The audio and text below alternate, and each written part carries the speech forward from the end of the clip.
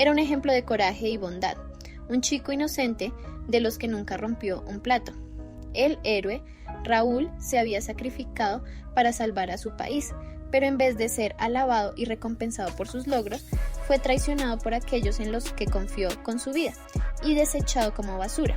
Hola a todos, bienvenidos a Ecos del Manga. Hoy te traemos la historia de Fukushu o Koinegao Saikyu Yushawa Yami no Chikara de Senmetsu Musou Tsuru.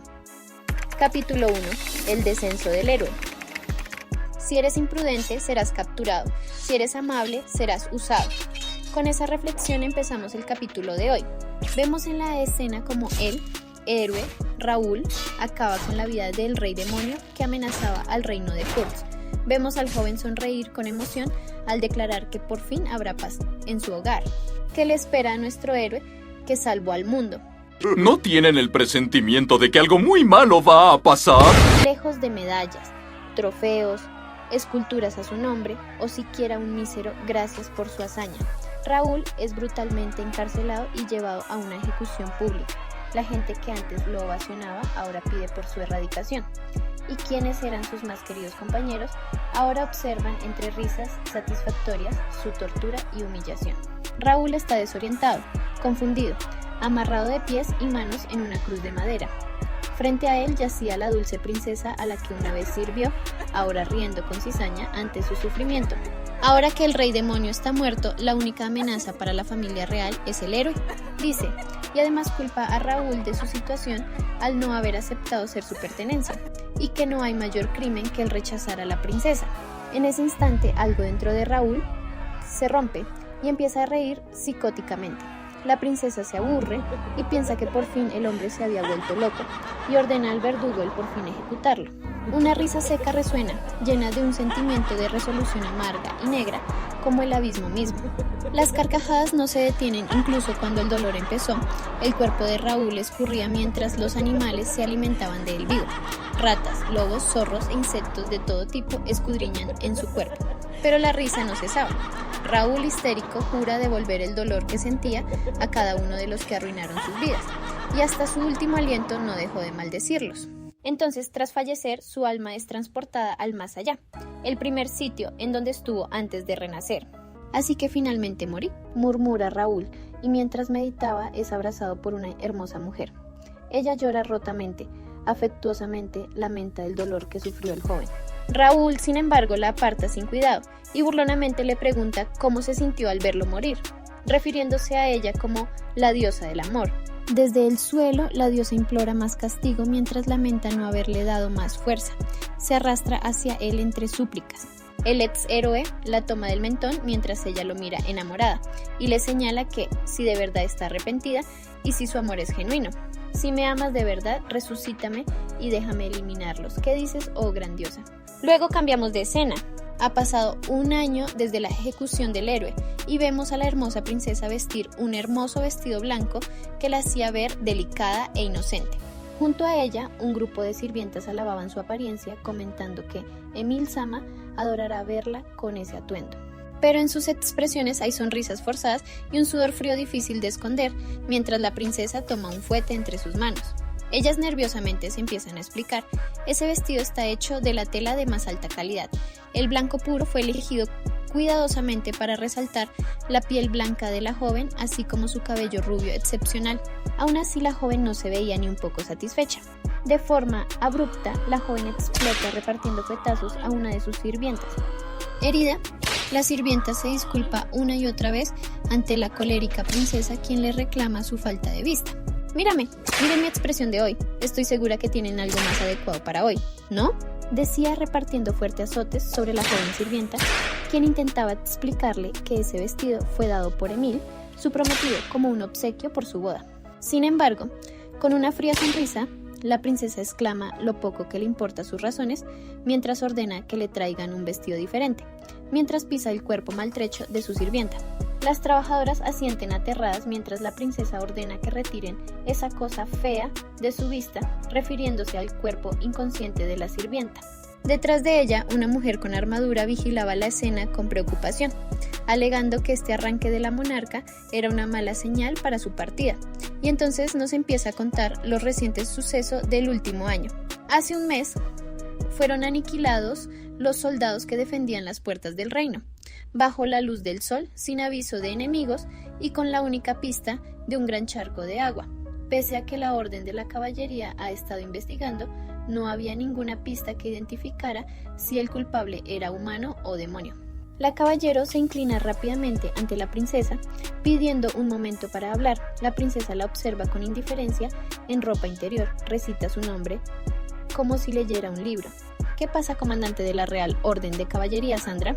Sandra observa a la hermosa mujer con fascinación y decidida, aun si esto fuera a enfadarla, decide protegerla a toda costa. La comandante le pide que reconsidere celebrar el desfile de su boda, dado que el incidente de hace un mes aún no ha sido resuelto y podría ser peligroso, y que si le llegara a ocurrir algo peligroso no podría vivir. La princesa se burla con una risa jocosa, dándole la razón en eso último, porque de llegarle a ocurrir un solo rasguño en su piel, erradicará a toda la orden de caballeros que son los responsables de protegerla. Sandra replica, aunque afirma eso, los guerreros que murieron eran de sus más fuertes líneas, y que además de eso, los diferentes líderes de su país habían estado muriendo de uno en uno por una extraña enfermedad, casi como si estuvieran malditos. Pero la princesa vuelve a responder con la más fría indiferencia, alegando que no le importan las cosas feas y que nada de eso tiene que ver con ella. Pero entonces, con un gesto de preocupación, Sandra comenta que en su lecho de muerte, estos políticos repetían las mismas palabras. Bendita sea su Alteza, la princesa. La princesa reacciona, esta vez encantada al enterarse de que tenía tan devotos súbditos. Sandra continúa, tanto la eliminación de los soldados como los fallecimientos por enfermedad habían ocurrido al mismo tiempo. Era demasiado para ser una simple coincidencia y le pide a la princesa retrasar el desfile hasta al menos haber atrapado al culpable. Pero nuevamente sus palabras llegan a oídos sordos. La joven replica diciendo que odia mostrar temor y que ya no hay nada que temer ahora que el rey demonio y el héroe dejaron de existir en este mundo. Además comenta que habrá mucha seguridad, ya que en el desfile habrá muchos escudos. Sandra, confundida, pregunta por esos escudos y, envuelta en una imagen angelical, la princesa pronuncia palabras llenas de cinismo y maldad. Ustedes, los caballeros y el pueblo, son mi escudo. Después de todo, soy el tesoro sagrado del país, una existencia única y amable. ¡Esta perra está loca! Hasta Sandra reconoce la tremenda HDP que es esta niña, quien la veía dulcemente para reafirmar sus palabras. Pero como ella es una enfermita igual o un poquito peor que esa zorrita, termina dándole la razón y llevando a cabo su rancio desfile. En el dichoso desfile, la gente grita ovacionando a su amada princesa Victoria, pidiendo su saludo y una sonrisa de su hermoso rostro. Victoria se regodea dichosa de toda la atención y el cómo amaban su belleza y dulzura. El joven a su lado comenta maravillado por el apoyo que mostraba a sus ciudadanos y cómo admiraban la hermosura de la joven. Dicho hombre encantador era el conde Emil, a quien Victoria trata con desprecio al responder que todo ese desfile y ovaciones eran por ella, mientras que él era solo uno más. Emil no le da importancia, diciendo que la hermosa princesa seguía siendo la misma, amargada de siempre. Luego nos situamos en los pensamientos de Victoria, quien para sus adentros nos dice que no tiene ninguna queja sobre Emil con respecto a su apariencia y estatus. Su problema es que era un niñito de mamá que se la pasaba hablando sobre esta. Nos enteramos que Victoria no sostiene ningún tipo de sentimiento de afecto por el Baby Mon y por el contrario apenas lo soporta lo suficiente para tenerlo a su lado, haciendo de este matrimonio un paso más para su verdadera ambición, tener un hijo que herede la soberanía del país y gobernar a través de él.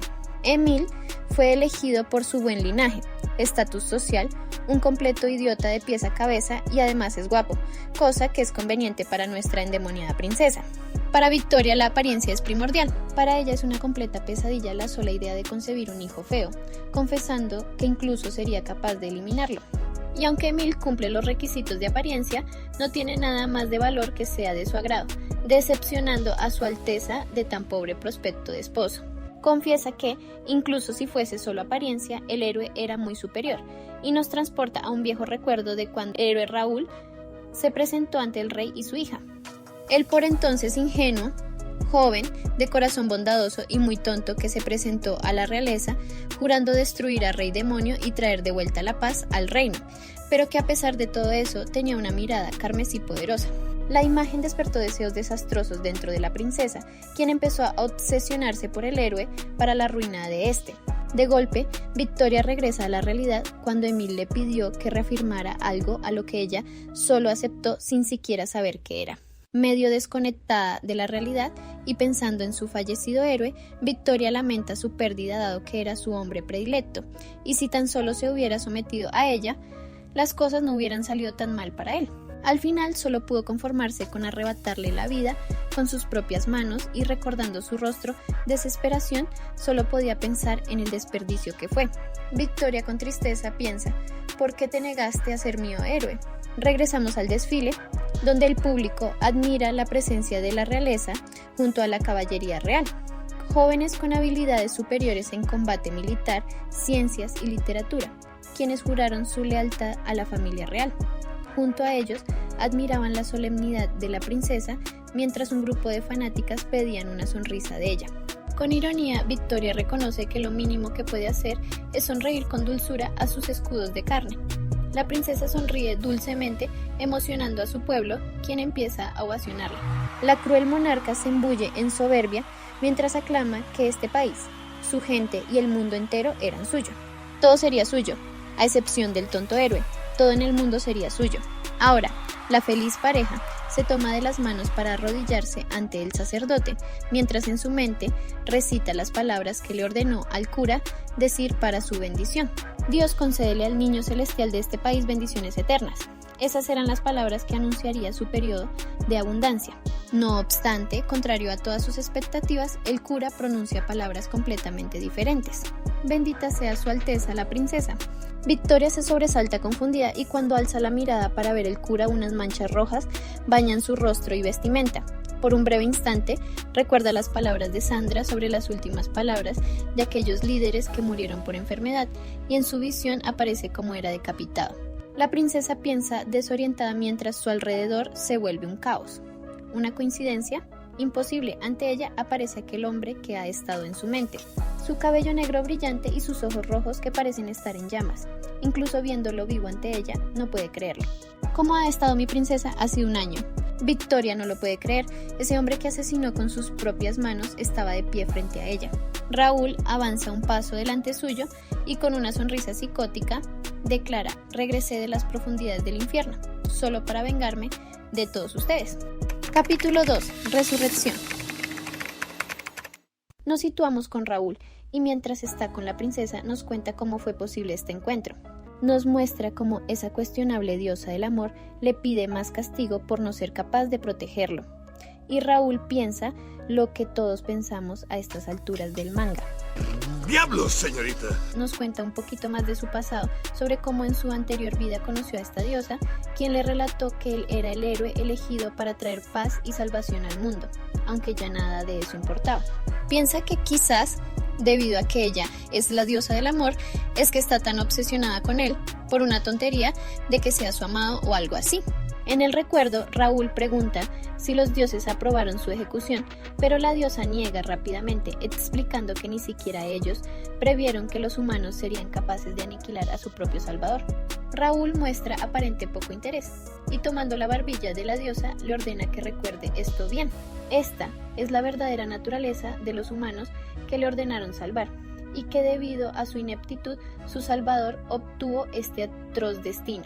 Vemos que la diosa lo acepta, aunque sus ojos no reflejan exactamente remordimientos o dolor, explica que probablemente no volverán a salvar a los humanos. Pero Raúl cuestiona que ella en realidad los amaba. La diosa le replica rápidamente que al único que amaba era él. A nuestro héroe, su confesión le supo a carajo, pero la diosa delicadamente posa sus manos en el rostro del ex héroe. Con voz seductora apunta como los ojos fuertes bañados en voluntad inquebrantable. El tener un poder que podría romper este mundo en dos, eso y cada aspecto de Raúl le encantaba. Raúl sonríe, pero no por amor. En los sentimientos de esa deidad encontró una herramienta que podría ser útil para su venganza. con voz grave le pide que pruebe sus sentimientos por él, resucitándolo y trayendo venganza a quienes lo hicieron sufrir. La diosa se asusta, le dice apresuradamente que un espíritu hasta que sea purificado no puede volver a la tierra y que de romper esa regla podría ser revocada de su cargo. Raúl se pasa su excusa por donde no le entra el sol y que las reglas de los dioses no podrían importarle menos. Directamente le pregunta si puede o no y si su amor llegó hasta allí. La diosa niega y con renuencia termina aceptando su orden. Raúl sabe que el origen de todo su sufrimiento fue esa gente, así que usará todo lo que esté a su alcance para llevar a cabo su venganza. Usando el sentimiento de culpa, le reclama a la diosa que es por culpa suya y de todos los dioses que pasó por todo eso y que como compensación debe devolverle ese otro poder suyo que había sellado. Pero la diosa se niega en rotundo. Su otro poder viene de los confines de la oscuridad, destinado a destruir y quitar todo, y que de usarlos, su alma sería consumida por las tinieblas. Raúl se ríe amargamente, puesto que en el momento en que le arrebataron todo lo que amaba él, había dejado de ser humano, mientras en su memoria su yo más joven recordaba el fallecimiento de su hermana. La diosa le ofrece otro camino, un paraíso eterno, junto a ella, donde nadie más le haría daño. Con el gesto ensombrecido, Raúl replica que la única manera en que puede ser feliz es causando el mismo sufrimiento que tuvo en aquellos que lo traicionaron. Observamos un plano completo en donde, como si fuera un dios, Raúl posa exclamando que traería salvación a este mundo podrido de viles demonios bajo la expresión maravillada de la diosa. Emocionada y algo más, la diosa exclama que, aun si fue consumido por la oscuridad, Raúl seguía siendo hermoso. Y Raúl de nuevo piensa lo que todos pensamos. ¡Diablos, señorita! Y antes de continuar, si has llegado hasta aquí es que te está gustando el video, regálanos un like y suscríbete para seguir apoyando nuestro contenido. No cuesta nada y mucho ayuda. ¿Te gustaría que trajéramos otra historia al canal? Déjanos en los comentarios. Capítulo 3. Carnaval sangriento. Tenemos un plano tétrico de la sonrisa de satisfacción de Raúl Evans, quien contemplaba cómo Victoria gritaba horrorizada de verse bañada en ese líquido rojo. ¡Inmundo, inmundo! Grita desesperada, el ex-héroe solo puede reír divertido ante la escena de la maligna monarca, para quien la vida de los demás solo es inmundicia. Durante el pánico de la princesa, Sandra corre a resguardarla apuntando su espada contra el hombre, alegando que acabaría con este mensajero de Dios que imitaba la apariencia del héroe. Raúl, incrédulo, cuestiona las palabras del caballero apuntando con asco a los cadáveres bajo sus pies. ¿Estos son tus mensajeros de Dios? Explica que esos sujetos robaban las donaciones de los feligreses y quienes no tenían para pagar las absurdas ofrendas eran acusados de herejes y mandados a ejecutar de inmediato. Cuando habla de los métodos de castigo, que incluían torturas con aguas, cortes en el cuerpo y azotes, hace temblar el ego de la caballero, haciendo que la princesa replique sus dudas. ¡Demonio, muestra tu verdadera forma!, grita la princesa apuntando a Raúl, quien se burla de la negación de la monarca. Victoria se niega a creerlo. Ella misma se deshizo del héroe después de todo, y aunque esté frente a ella no puede aceptar su presencia. Raúl se fastidia de su terquedad y tomando un paso al frente, jala el cabello de la joven y ordena que mire bien su rostro y le pregunta si aún piensa que es falso. Sandra explota, ordena a sus tropas avanzar para rescatar a su princesa, mas el ex héroe se burla de sus fuerzas llamándolos simples juguetes. Y bajo la incredulidad de los presentes aniquila a la caballería real con facilidad al solo alzar la mano. El público grita aterrado, empieza a huir del pánico, importándoles poco el abandonar a la princesa a la que antes ovacionaban con júbilo. Raúl se burla de ver el excelentísimo pueblo que gobernaba la princesa y usa magia, los obliga a mantenerse en sus sitios observando todo el espectáculo con una risa sórdida. Los invita a todos a disfrutar el gran espectáculo con Victoria como protagonista, sosteniendo a su alteza de los cabellos, como si fuera una liebre al matadero. Y con esto terminamos el capítulo de hoy.